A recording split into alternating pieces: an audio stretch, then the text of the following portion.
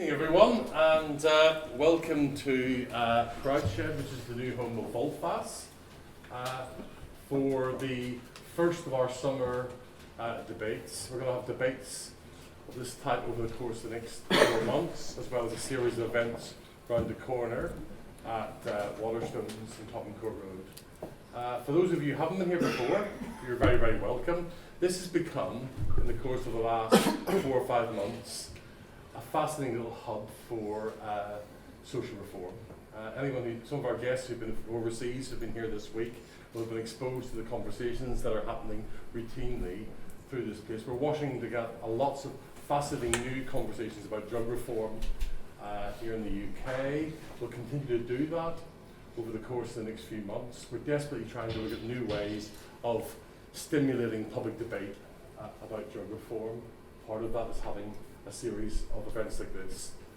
So before I introduce the speakers, let me just say the context for this event tonight. What we're doing really essentially with this event is bringing across the Atlantic a debate that I and some of the people in this room tonight were exposed to last month in New York. And it's a debate in the US. It's a very live debate. I described it in some of my pieces as almost like a culture war emerging in the US about how to regulate cannabis, how to legally regulate cannabis. And that was a very live debate. That was a very kind of lively debate at a 2-day conference at New York University on the eve of the UN General Assembly. What became really clear to me was how polarised that was in the UK, between a community of very influential public health academics and regulators and on one side, and business people and the entourage of modern capitalism on the other side. What struck me over those 2 days was how they were all in the same building, but never in the same room, and never actually around the same table. So I was very keen, if we're going to initiate this conversation in the UK, that we might do it by bringing those people together, and from the outset as well. And let's have a tussle, let's have a wrestling match around that. And that's how we continue, yeah? So I think I always find it jarring that Americans don't indulge this dissent in the way that we do as well. We love our dissent. So I'm going to ask you to indulge us tonight, because we're indulging in a thought experiment that's really based on something that happened to me about 200 yards from here 20 years ago. 20 years ago, Tim Smith, who ended up setting up the Eden Project, met me for a drink and told me about the Eden Project. And 10 years ago, he met me for a drink and told me how he managed to create the Eden Project. And he used the term future truthing. Because when he met me 20 years ago, he convinced me the Eden Project was all about to happen. Everything was in place, but it was only just an idea in his head. But he managed to convince me and to convince many others that it was all going to happen.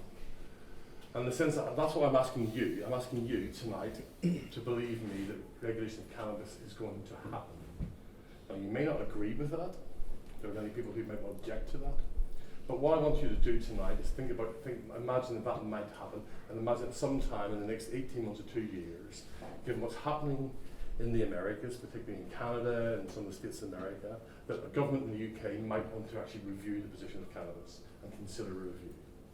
So tonight we're not talking about whether we should regulate cannabis, we're talking about how we should regulate cannabis. And there are many, many vested interests in that conversation. There are the people I've talked about already, there are the public health academics, there are the regulators, and they're very influential, but there are also the businesses as well, who are beginning to emerge to create and build a new industry in North America. So they're all represented here tonight at the debate. What we're going to ask each of our panelists, who I'll introduce in a second, is to speak for 3 minutes about what the priorities of a British government might be if we were to agree that we wanted to explore looking at the regulation of cannabis. That should put 5 really sparkling ideas at least in the room, and then we'll work those ideas hard over the next 40 minutes with your help. You'll be able to participate, ask questions of the individual panelists, and then we'll close at 8 and then finish with a drink just about 8 o'clock. Is that okay? So can I introduce the panelists in turn? So first I'm going to introduce Sam Bowman, who's the Executive Director of the Adam Smith Institute, which is I think, a free market think tank based here in London. And Adam will be kicking off the conversation. Next is Anna Fordham from the International Drug Policy Consortium. She'll be coming next. And you're going to be leaving a little bit early? Yes. So you have to forget 7:45, that's good, Sorry. yeah. Next then is, I'm going to go to Brendan Kennedy, who's the Chief Executive of Privateer Holdings, the largest cannabis investment company in the world. Thank you for coming over from the US as well for tonight. And then Mike Power, who is currently a journalist, but who's got a particular interest in drugs, how drugs operate on the internet, and has written a very well-reviewed book on the subject. And finally, Steve Rolls, who's a doyen of kind of drug reform here in the UK, and known to many of you, and who's a director at Transform, I think. Just a lowly analyst. Or so, you divide us all. So basically, we're going to take them all in alphabetical turn. So basically, first of all, I'm going to ask Sam to basically respond to the question of what should a British government consider when if it invites people to consider look at regulating cannabis. Most cannabis users smoke cannabis to have fun, not because they're addicts. And if our regulatory framework doesn't put that insight at the core, then it will fail. The further drug reforms will be hindered, and the promises of drug legalisation in general will not be fulfilled.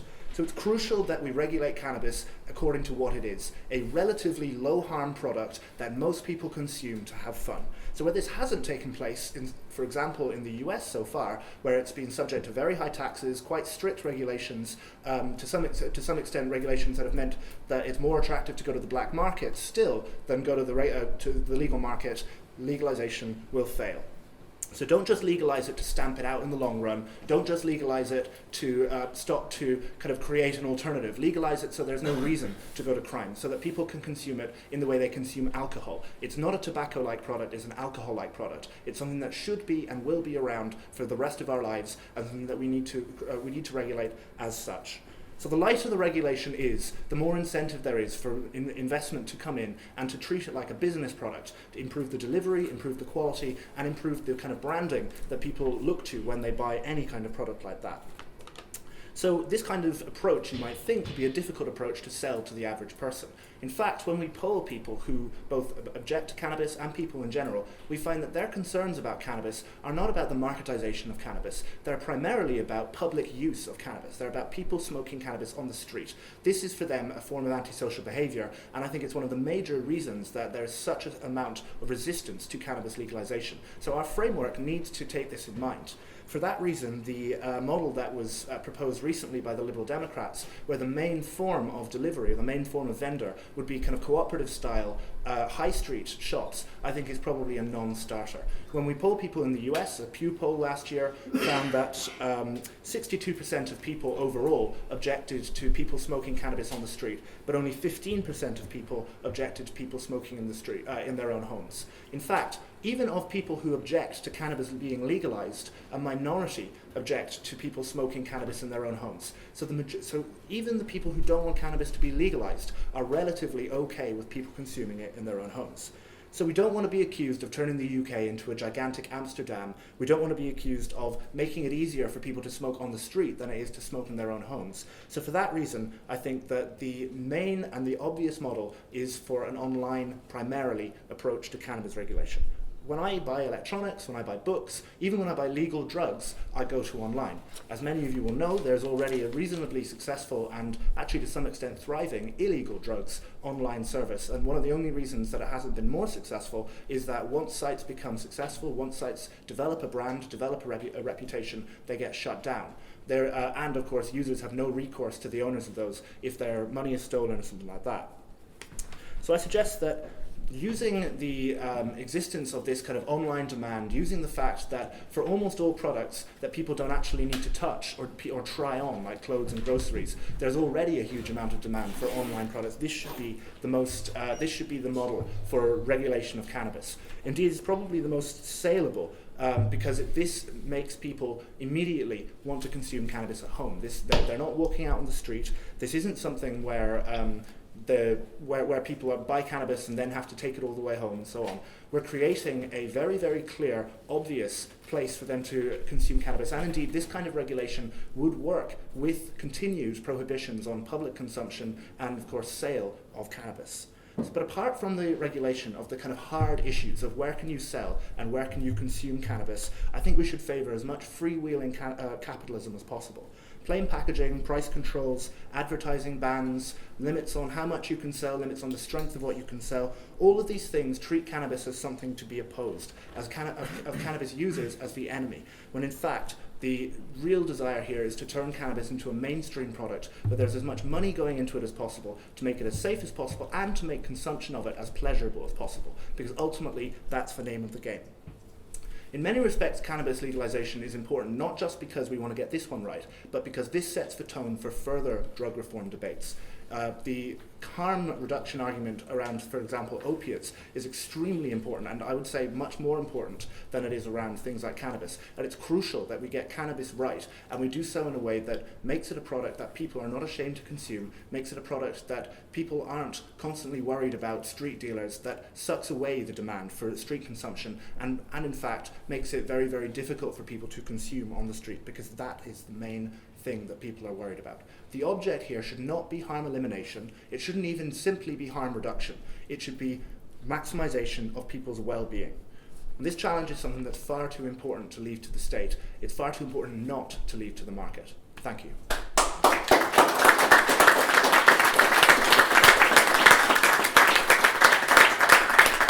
you, Sam, for a fantastic provocative start. Anna, over to you.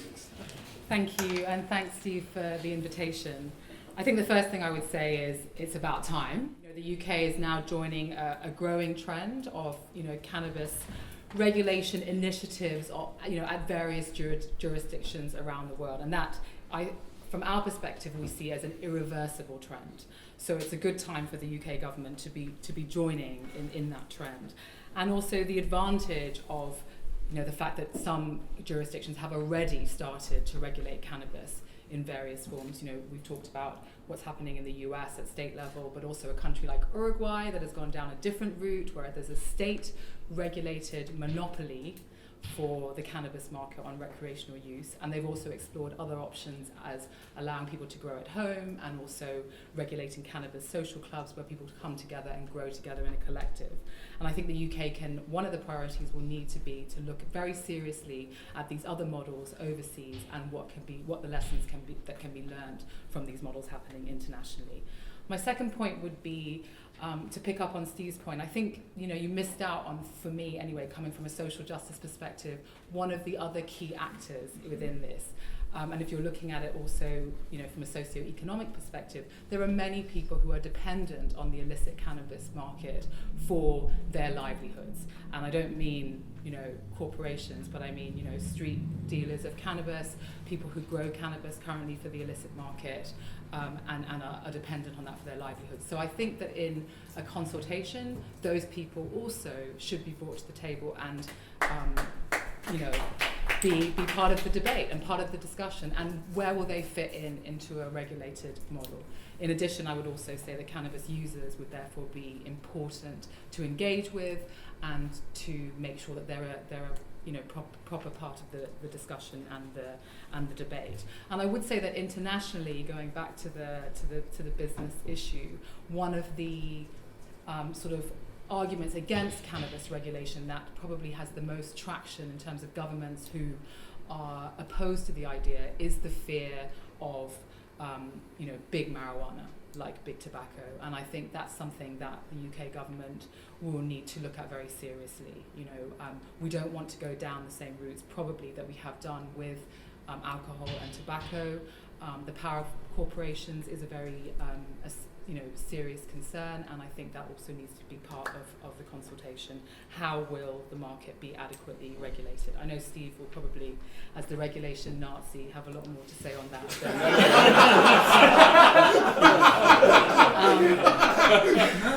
And finally, just to say again, and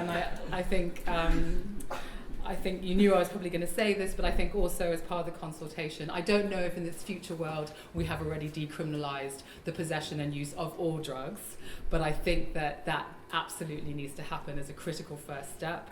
I think there's no moral justification for continuing to criminalise people for the simple possession and use of drugs, and I think that has to be part of this government discussion. Thanks. Thank you.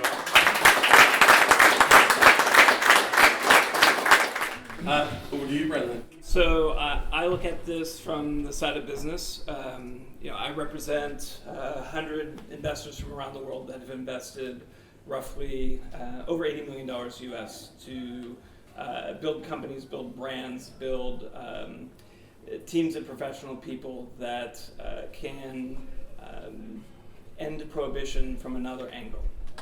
To build brands that people can point to and say, well, that's what the end of prohibition looks like.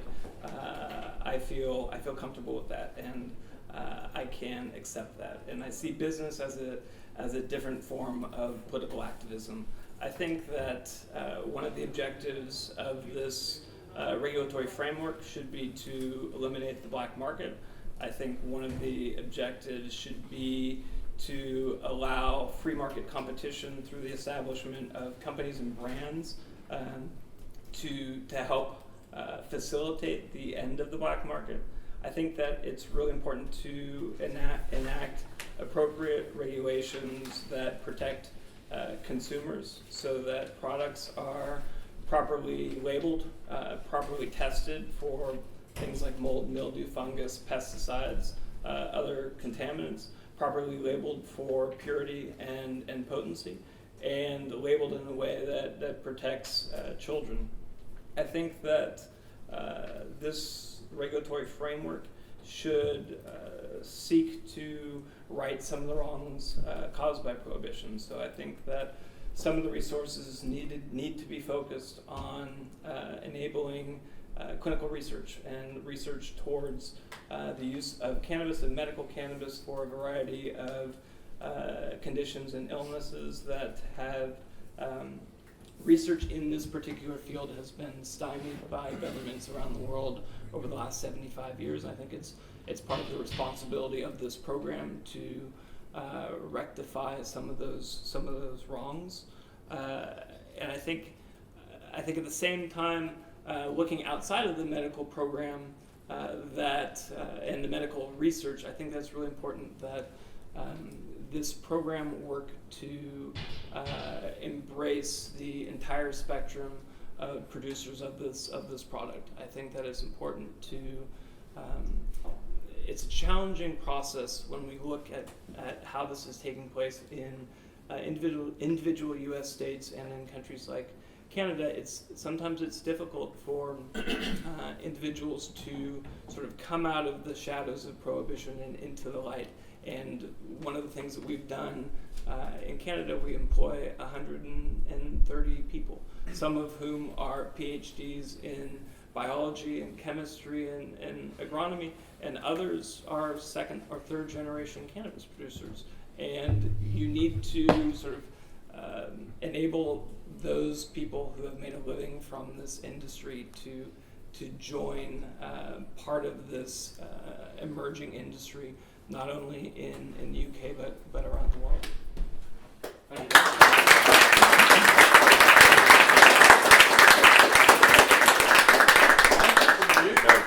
So I'm Mike Power, and I'm an author and journalist, and I write about drugs. I think it's fair to say that the Americans are skinning up, and Britain is inhaling the calming fragrance of legalisation. Because as we see America dismantling prohibition and seizing markets from criminals, and even in the state of Colorado spending the proceeds on education, Britain is instead constructing a huge legal folly in the shape of the Psychoactive Substances Act. And none of us here can have failed to notice the irony of discussing potential cannabis liberalisation on a day when the British government has finally taken leave of its senses and decided to preemptively ban any substance that might perhaps change your state of mind. Reflect on that.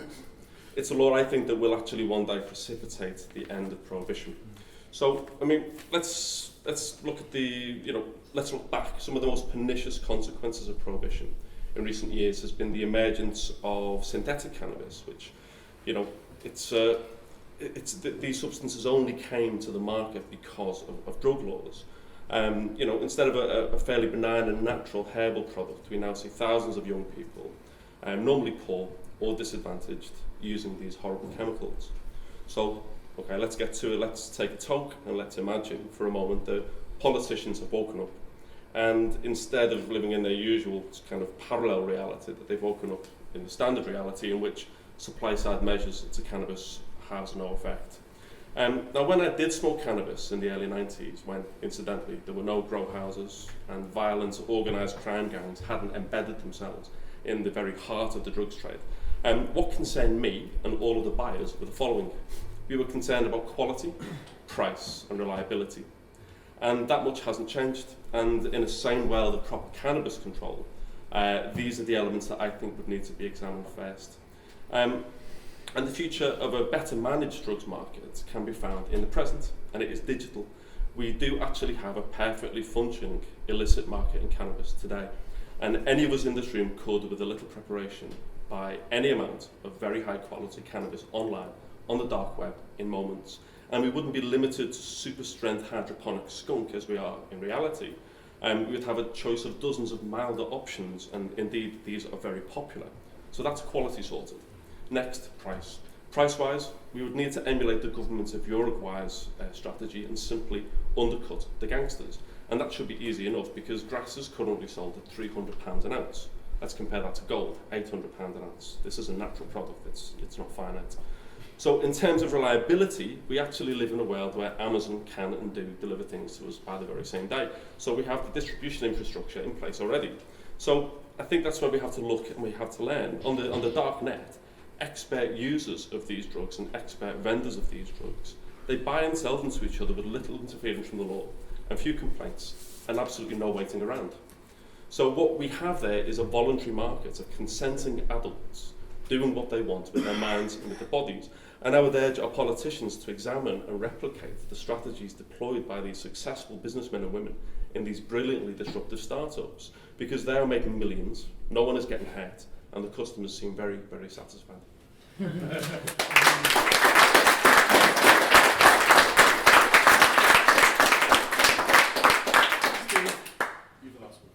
Thanks very much. Transform's produced a book called How to Regulate Cannabis, a Practical Guide, fairly self-explanatory. It's available online for free, so go and read it.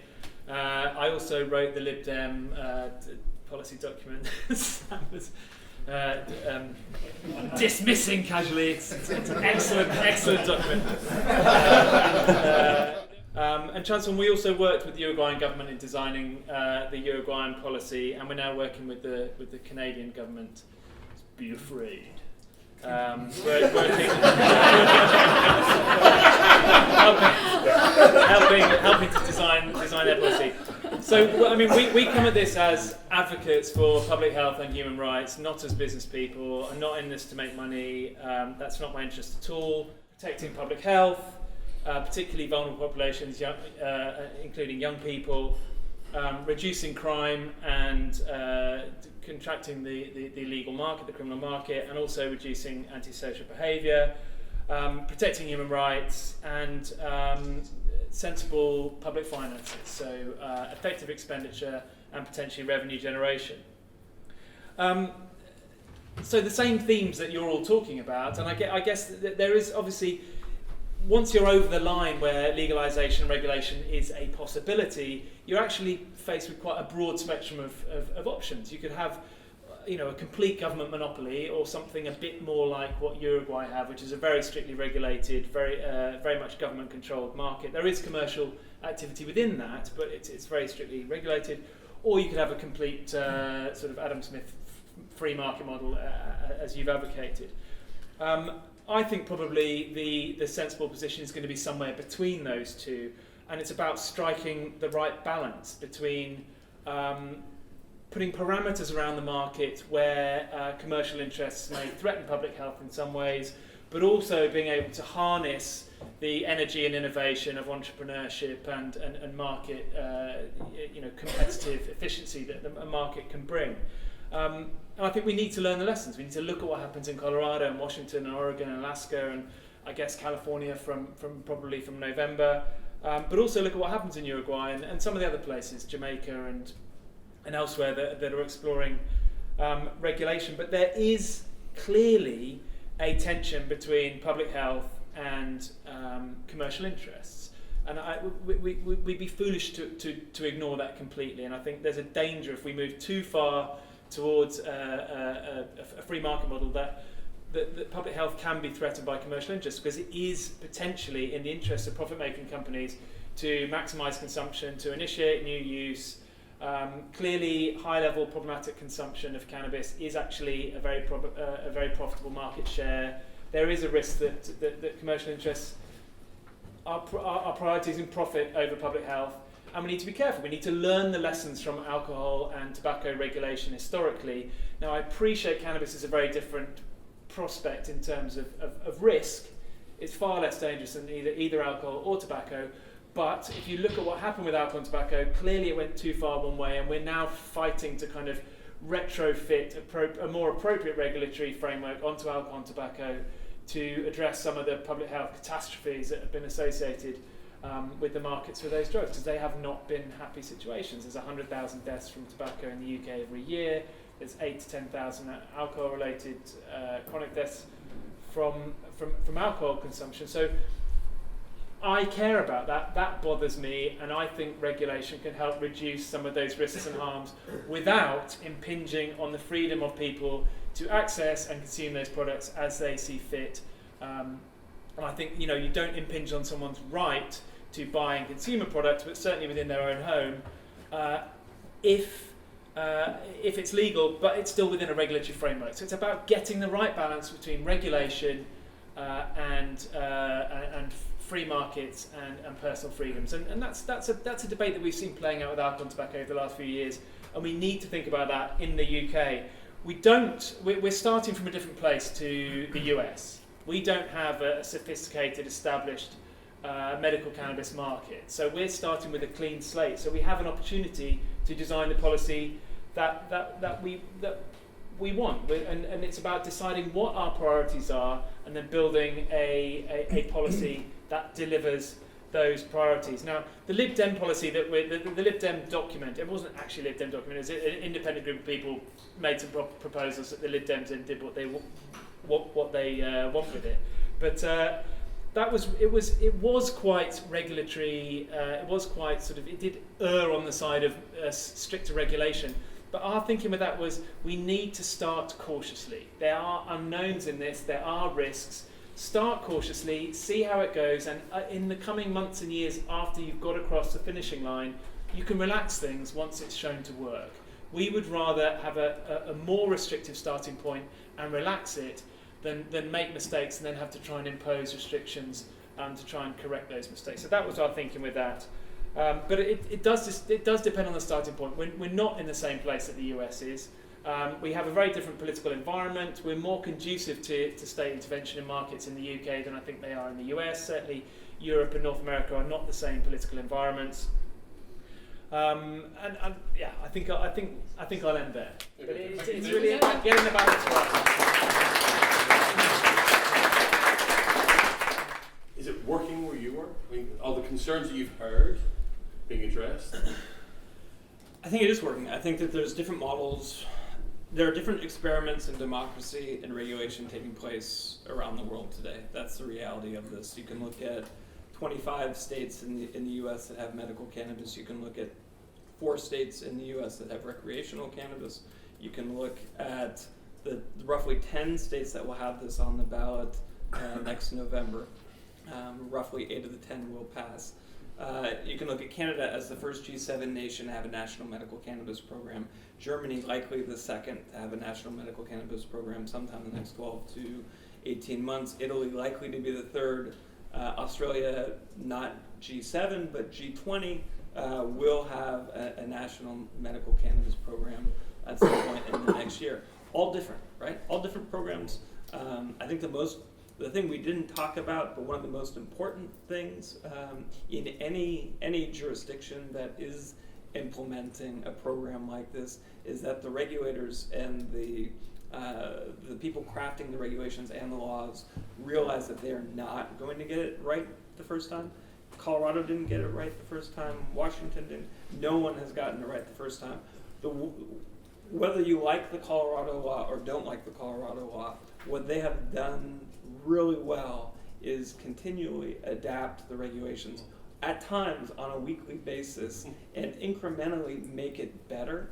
And they've made it better in a thoughtful way.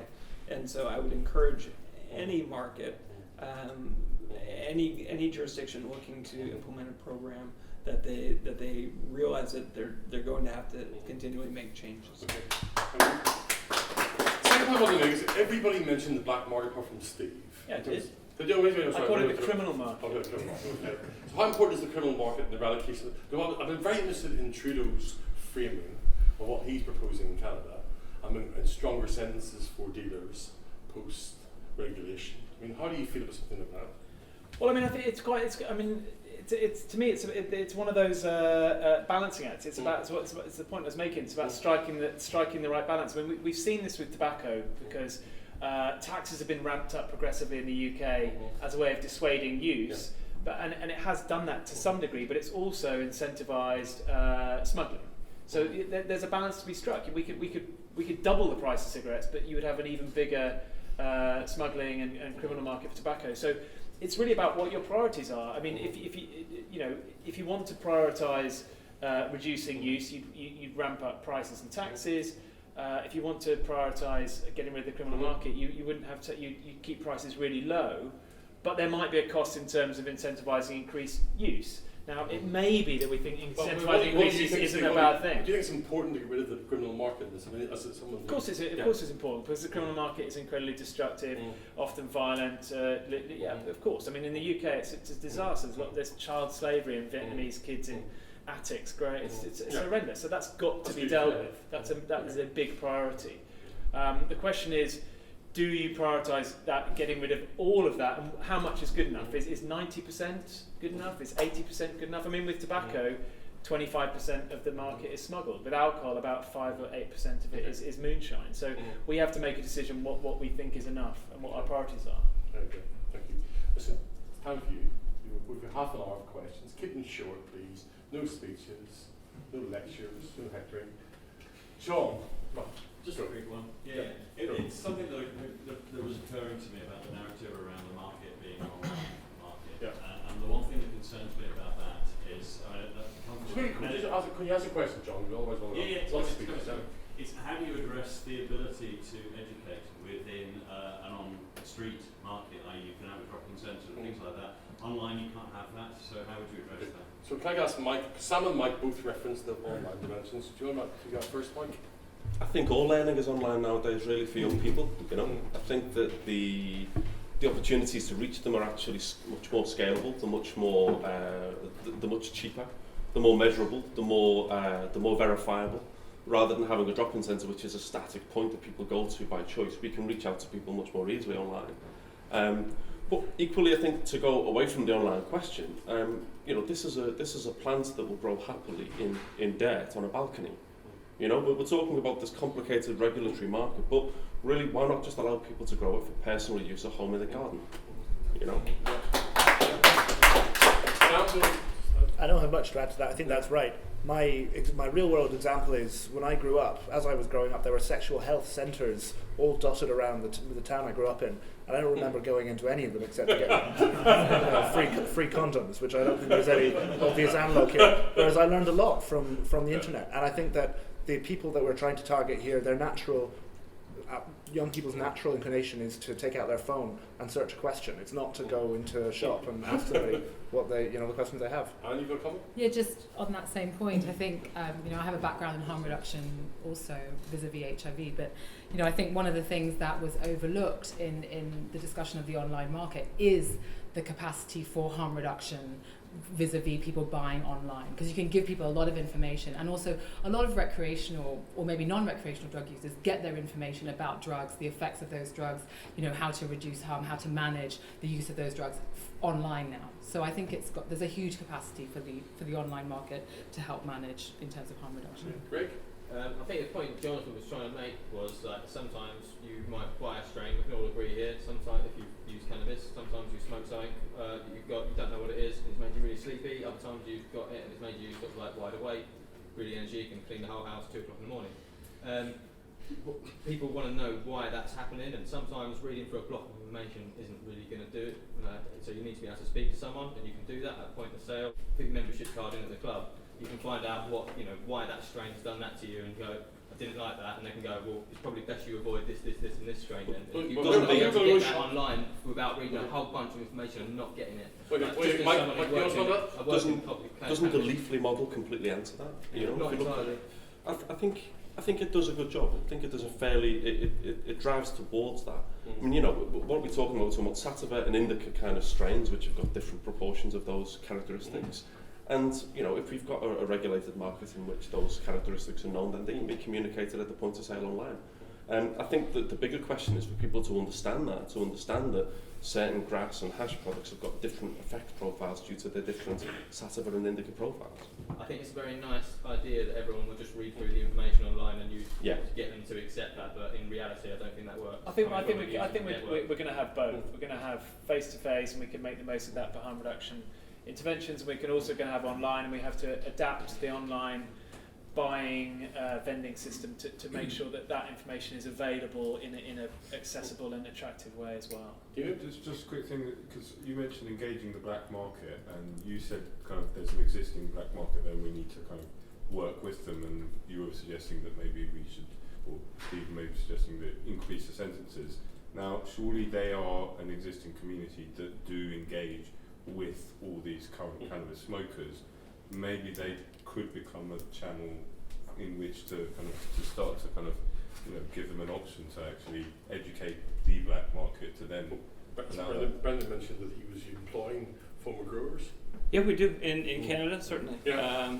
And we see that in Colorado, a lot of the black market producers migrated from the black market to the fully transparent legal market. Saw that, and we're seeing that right now in Southern Oregon taking place, and in California. You know, I think the online model works.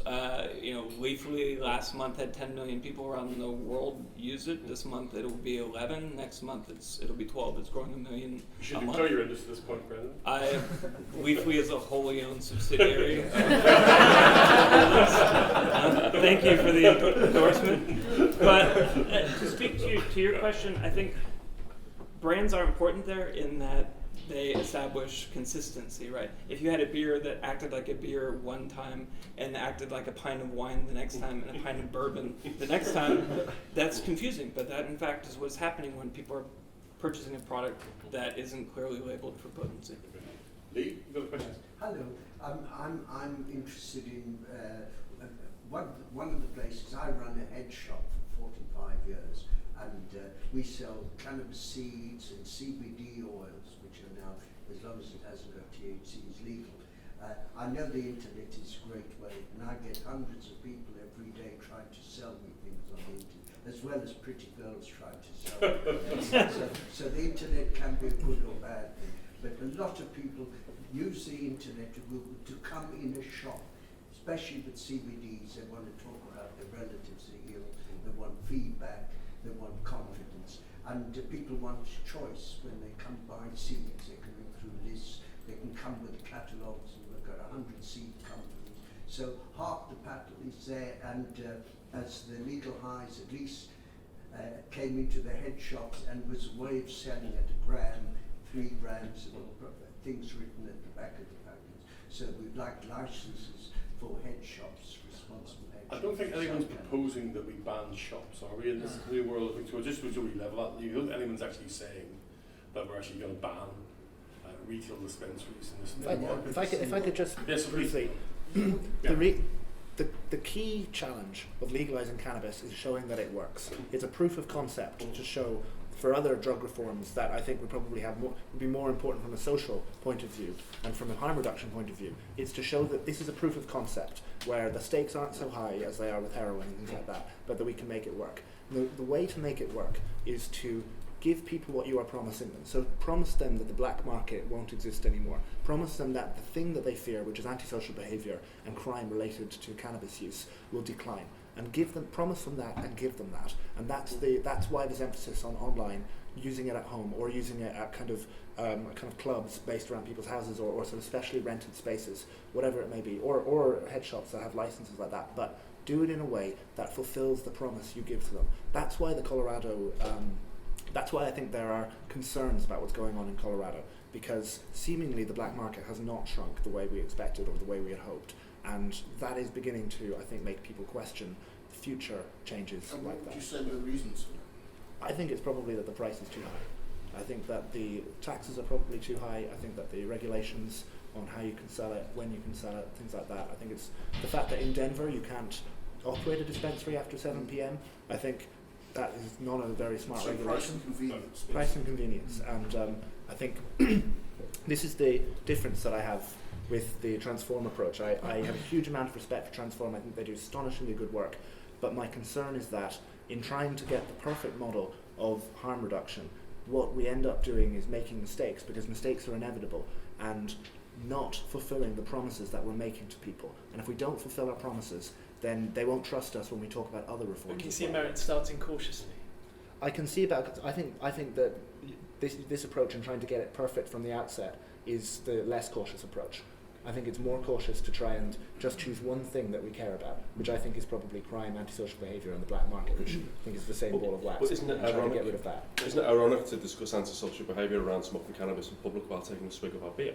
I think that's really ironic. You know, I love a beer myself, and I think really the sure. But if we were sitting out on my street corner smoking, drinking beer, then I would say it would be a different question. But I don't really see any harm in having a beer on the street. I don't see any harm in smoking a joint on the street. It's like it's something that people do. And if you go to the Caribbean or Latin America, people will quite happily sit and relax and smoke marijuana. On the street. The world doesn't end and the sky doesn't fall down. You're emphatic on this issue that the smoking cannabis in the streets is an issue. So I don't care if people drink on the street, smoke cannabis on the street, but a lot of people do. Yeah, And okay. the key thing here is to create a situation where the things that people don't like about cannabis are minimised, while still maximising people's ability to use cannabis. Yeah. Well, we'll continue with this. Tom, can I ask you? Yes, thanks. We're thinking now that the government is effectively saying, yes, we'll do it. The question is how. And what I've heard, I think, are basically ideologically driven arguments. You know, from a free market, from a kind of responsible commercial approach, to very much a public health approach, to Mike, I'm not quite sure I quite characterise yours. It's not quite free for all, certainly not. But I mean, I think quite free, you know. Now, what concerns me is that that's ideologically driven. We've heard something from Sam about the fact that it seems to be, you know, if you're smoking in the street, that's the major worry. And if you stop that, then everything will be fine. I'm sensing a lack of evidence. I'm sensing a lack of what are the real barriers in the dynamic between a voting population and politicians. Okay, they may have done the mental flip, but they're still very concerned about what they're going to deliver. And so the question is, what hard evidence do we have to back up whatever proposal? Because frankly, we've got the mechanics. That's not the issue. The issue is balancing that so the government actually gives it the seal of approval and delivers it. Okay. Who would like to respond to that? So I've been to quite a few of these things in the last few months where I've talked to people, and Colorado and a few American states are basically our petri dish. I mean, that's what we've got to offer up at the moment. I mean, it's a pretty paltry offering, but I mean, it basically is. Sorry, I'm just like, where do you do the evidence? Because I mean, everyone's kind of. Do you want to? You're operating in a world where the evidence is emerging. Yeah, I'll answer. So we had 75 years of the state of prohibition and how that doesn't work. So there's a lot of evidence there, right? I was in Portugal. I was in Portugal this morning and the last few days, and I like that Portugal has stayed in the place that it has stayed over the last 15 years because it sort of stays pure in terms of a market that's in a state of decriminalization, and they're staying there. And that sort of provides a sort of a test environment that's contained and isn't contaminated. I like that Canada had a medical market, and in some ways, I think it's the data will now become mixed in Canada over the next 12 months as they have a medical market and a recreational market. I would have almost liked the first, massive recreational market to be almost pure. But I think we're going to see that data come over the next 12 to 18 months, and that you'll have decriminalization, medical and recreational, and you'll have information that you can point to. There's lots of information on does teen use increase in a place like Colorado, and even that is mixed between medical and recreational. So there isn't hard data that anyone can point to really anywhere. Mark, you have a question? With where Colorado have gone for the high tax model, where Uruguay have said have gone with the low tax model, with those two radically different models, what lessons can we take from them that we can use in the UK? Which one's more? Which way should the UK go? High tax? They're still being talked about. No, the shops haven't opened. Yeah, They're opening the next week, I think. Yeah, it's about to happen. So Yeah. with Uruguay, they went ahead very quickly with licensing the cannabis social clubs so that people could grow in these co-ops, which I actually think is also something that in the UK should definitely be explored further, to put it in the hands of the cannabis users themselves, to be able to grow the quality of the cannabis that they want, and I think that's important. And they also went ahead very quickly with the home grow operations. And then the last bit was the pharmaceutical sales, where they actually had 5 companies, I think, that were licensed to grow for the pharmaceuticals. It's not really low tax. It's fixed. Yeah, it's fixed price. Yeah. So that's slightly different. And Colorado, Colorado, what's its 35% tax, or is it something like that? 28% effective, I think. Right. But if you look at the tax on tobacco in the UK is 73%. So in some ways, it's 28% tax isn't crazy from a UK perspective. VAT is 15, and it's not that. You got the free market here, right? Crazy, but that's also free market here. That's also value-added tax. So if the price is low, it's going to be. That's not a fixed tax rate. Well, VAT is 20%, and they don't have a VAT in America, but they have sales tax, which is much lower. But the point isn't how high is the tax. The point is what's the price differential. And we suggested minimum and maximum pricing. That you'd have some flexibility within it for market, dynamics to play out. But you could also make sure that we suggested you would start your pricing at under what the current illicit market is, and you'd also look at what happens. And you'd be flexible.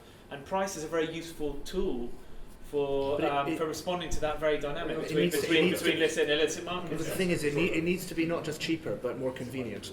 And if it's not more convenient, I think it's impossible to. If you've got a dealer who come to your house, or there's a dealer at the end of the street, whatever, then it's very unlikely that this will ever be more convenient. It would, but you could Deliveroo. So great, but Deliveroo is still not that convenient compared to having a place at the end of the street. So it needs to be. If it can't be more convenient, it needs to be cheaper. But it's also better. Okay, we'll have 2 more questions. Do you think that there will be some kind of displacement amongst young people who are potentially self-medicating with cannabis around mental health and that kind of thing? And is there a plan to for CAMS to cope with any kind of overspill that comes from that if we eradicate a black market? Displacement to. So those young people who are self-medicating, what will they then be able to get their hands on in terms of looking after their emotional health or mental health if CAMS stretched to this currently? I don't think anyone's suggesting that young people. I don't think even the Adam Smith Institute suggested that children would have access. Even suggesting children would have access to the market. I think medical use is a separate issue and is a sort of a separate discussion. Do you mind where you're from? I'm from Young'un, actually. I think if some young people had genuine medical need, was a medical use of cannabis, then it could be prescribed or some other. What I mean is at the moment we come across lots of young people who are self-medicating around cannabis instead of using CAMS, and if that's suddenly child mental health services essentially. So they're using that for an instant kind of relief, and then where does that go? Where do they go if they then can't get their hands on that from the black market? Yeah. I think that the thing is, as Steve has been saying to an extent there will unfortunately still be, and I think it's a question that needs to be answered, like there will still be a limited black market even if you fully regulate cannabis, and presumably I don't know what the age restrictions would be in the UK in terms of what the age would be. I'm very interested in what Trudeau's doing on this. Yeah. I'm talking to his people because they've framed everything. He never mentions regulation and legalisation without talking about increasing sentences for dealers. I just wonder what you mentioned. But the same thing happened in Uruguay. I mean, that we when the Uruguayan government were looking at that we resisted, and this is, I mean, I'm going to have to leave, so it sort of feeds into my final point. Yeah. But the Uruguayan government then wanted to liberalise the cannabis market in the way that they did, but then increase penalties for all the other types of drugs, because one of their reasons was separating the markets, right, from the crack cocaine and cannabis. So I think that that's something important that also needs to be challenged in Canada to an extent, because those of us advocating for broad drug policy reform, it's not only about cannabis. Cannabis is an important first step. Surely it's part of the most people are poly drug users. Most people use many different types of drugs. So it would be great you can get cannabis, through your online or from the shop, etc. But your other types of drugs, they're still going to be criminalised. How are you doing that in Colorado and Oregon? What's the position around the black market in terms of sentencing in those states? In Colorado, there's still not on the consumption side. Obviously, we're talking everything else but consumption, production, and distribution. In Colorado, the DEA is still very active in places like Colorado, California, Oregon. Not nearly as active as they have been historically, but when they find. So there's 8 federal priorities in the Cole Memorandum, one of which is trafficking cannabis outside of an individual state, and that's the one that the federal government in the U.S. has shown no tolerance for. So I had a question. Tony, do you have a question? Oh, yeah, first of all, thank you all for coming. It's been very similar. As far as I know about the states, there's this whole thing. I don't know if it's across the board, but certainly there are several states where if you have one conviction for possession, you can't work in the industry. I think that's something that we should resist here. I think that would be a terrible way of going. But if I could just ask the gentleman from the Adam Smith Institute, because you seem to be slightly hopping around a little bit, because at the beginning you were sort of dismissing the thing about co-ops and so on, because people might smoke outside them or whatever, and then that might be an issue. But you seem to be warming to it in your last couple of comments. So I'm not asking for an Adam Smith position necessarily, but because it seems to me that that's an obvious way to go is co-ops and having retail. Yes, online, of course, and that would be a very good space. But so, can you just clarify a little bit more where exactly you are with this thing? So I'm in favour of as many ways of selling and delivering cannabis legally as possible. Oh, that's reassuring. I have no objection to co-ops whatsoever. I think they're great where they exist. My concern is in putting all of our hopes in one vehicle or all of our hopes in one delivery mechanism, because frankly, I look at other markets and I don't see any other consumer product that is mainly delivered by co-ops. There are some fantastic co-ops out there, but there's no market where we rely on co-ops to deliver that. Well, there is the co-op. But they don't. But there's nothing. But they have lots of but they have lots of rivals that aren't co-ops, right? Yeah. So people choose to go to the co-op. People choose to go to John Lewis and Waitrose, which are co-ops as well. Of course. Mutuals, I suppose. Yeah. But the point I'm trying to make is that what we want is to deliver a consumer product, and to rely on something that no other consumer product is delivered by, I think would be a big mistake, and would end up not. To be fair, no one's advocating that. I mean, the Uruguay model that we proposed and they went with was to have retail, co-ops, and home grow. And the brilliant Liberal Democrat report also proposed licensed retail, cannabis social clubs, and home growing. So you've got 3. I can't think of any other way. Teleportation. I mean, you know, you've got a range of Have you different had a look supply at this report of modalities. his, Brendan? Have you had a look at his report? I have. I was just. Yeah. Can I just address your? I feel antisocial sitting. We're coming together already. Yeah, I do. On your first point, one of the things that we've seen, so looking at different models in Colorado, you couldn't apply for a license if you had a felony.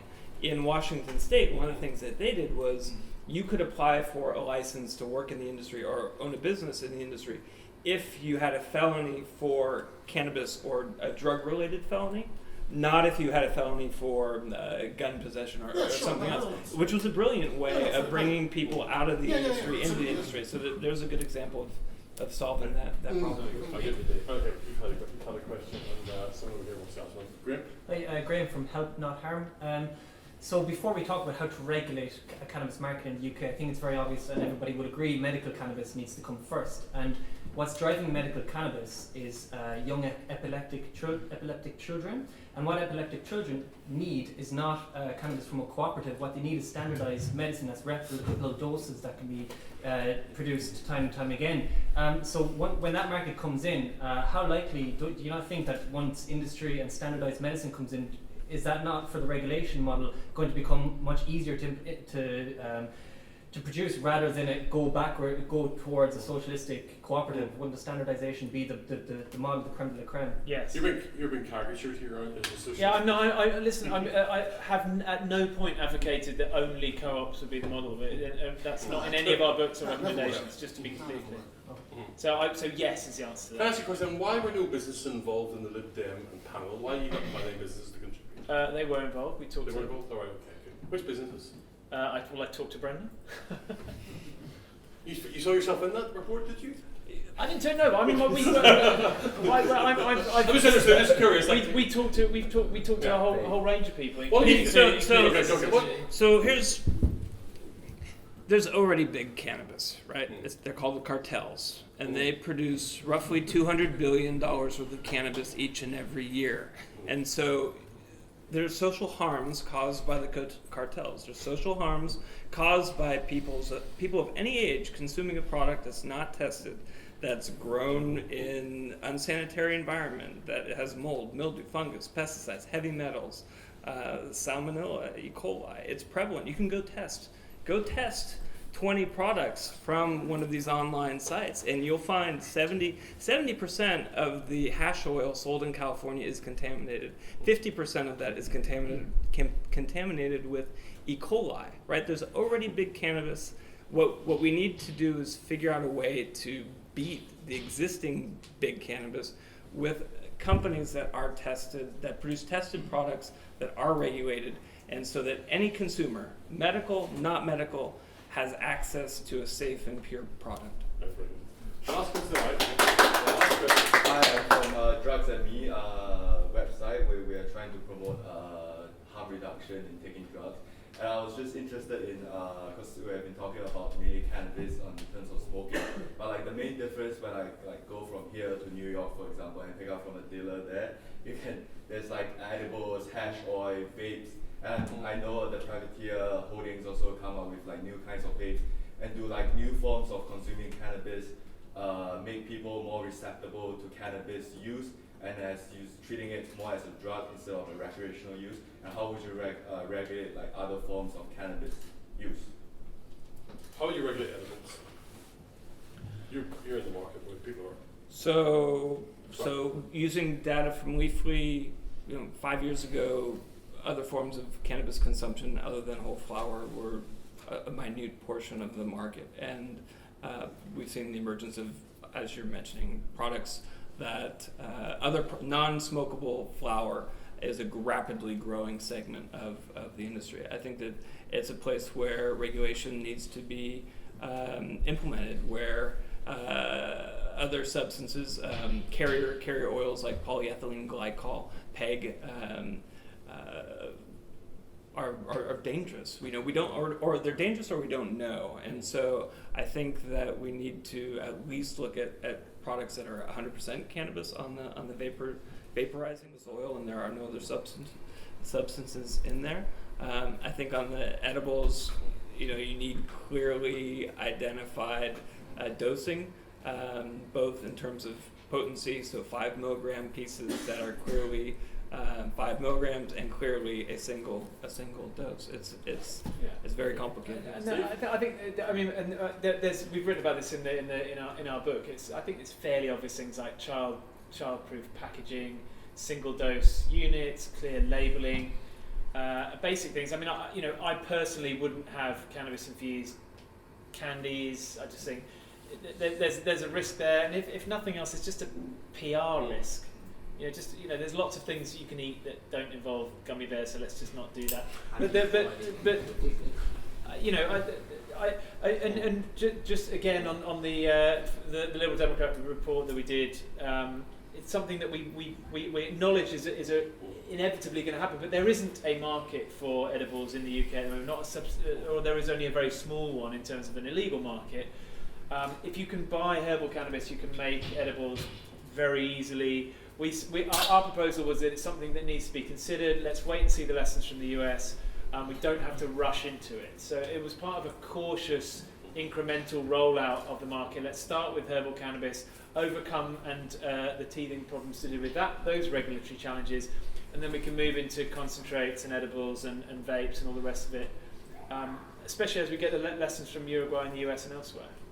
Okay, what I'm going to ask you to do is take 1 minute, because I'm going to ask each of these contributors to basically have a final 1 minute response. So I'm going to suggest to you that basically a very busy Prime Minister has been told there's a consultation going on and has been asked to get some feedback on why we're going to do this regulation and what we should be concerned about in this regulation, what we should be thinking about in this regulation.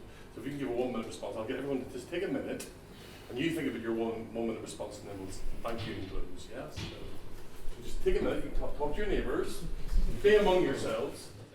So I'm going to invite each of our panellists to give us a 1 minute synopsis of what they think we should be considering in relation to regulating cannabis. I'm going to before I do that, before I let you go, Steve, I'm going to move out of the way so our cameraman can capture it perfectly, okay? And then I'll come back and close, okay? So Steve, it's up to you, Steve. Okay. 1 minute, please. There are a lot of unknowns, so I feel we need to move forward reasonably cautiously. We need to learn the lessons from the US states, from Uruguay and elsewhere. For me, it's about striking the right balance between commercial interests and potential threats to public health, between the need to ensure free markets and personal freedoms, and the need to get rid of the illicit trade, and really it's about trying some stuff out and being willing to change and be flexible if things don't work, and looking at the evidence and moving forward on that basis, because as Brendan said, mistakes will be made. Some mistakes were made in Colorado, and because it's a flexible regulatory model, they've responded, they've adjusted and moved forward, and some of those problems are receding. But for me, it's about striking the right balance between public health and commerce, and moving forward on the basis of what works in delivering the goals we all want: public health, crime reduction, protecting young people, and effective public finances. Thank you. Mike? Okay, I think that to approach it from basic principles, cannabis is safer than alcohol. So let's look at the regulation of cannabis through the lens of a cigarette or of an alcohol perspective is wrong-headed. Immediately it's wrong-headed because, I mean, let's be truthful, you can't really kill yourself from cannabis unless you have a ton block of it drop on your head or jump off a 100-foot block of it, yeah? You can't really kill yourself with it. Yes, you can have harms, and I'm not one of those people who would argue that cannabis is an inherently safe pastime or occupation. I think it can make people obsessive, I think it can make them boring, I think it can make them unmotivated, and these are character traits, these are personality approaches. This is not a public health emergency. I think that really what we have to do is try something new and modulate and affect our approach and change our approach in light of evidence, because currently we're going in against the evidence with nothing but a failed and discredited approach that's done nothing but produce greater harms in society. Thank you.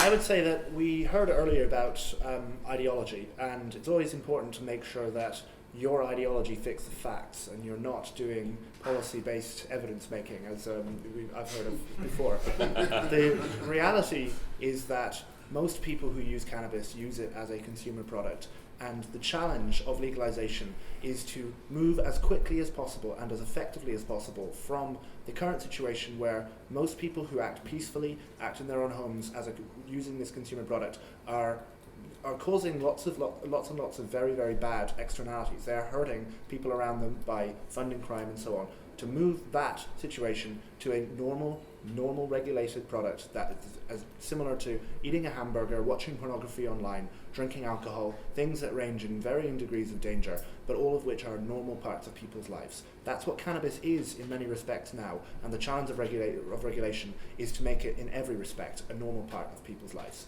Thank you. Last word, Brendan?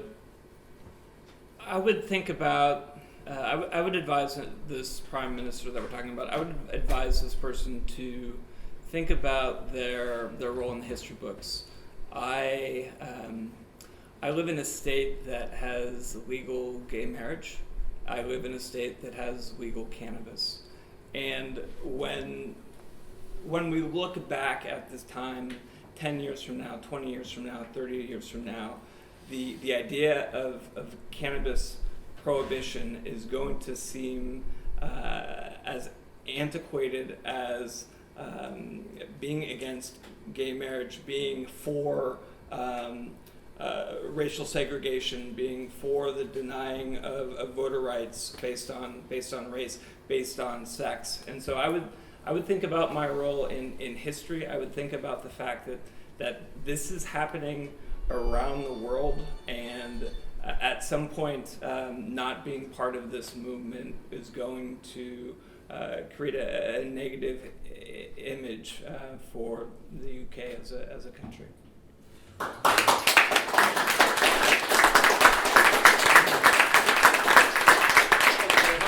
was going to say, we've overrun by 5 minutes, so sorry about that. But basically, I think everyone's been brilliant tonight. I think everyone a round of applause.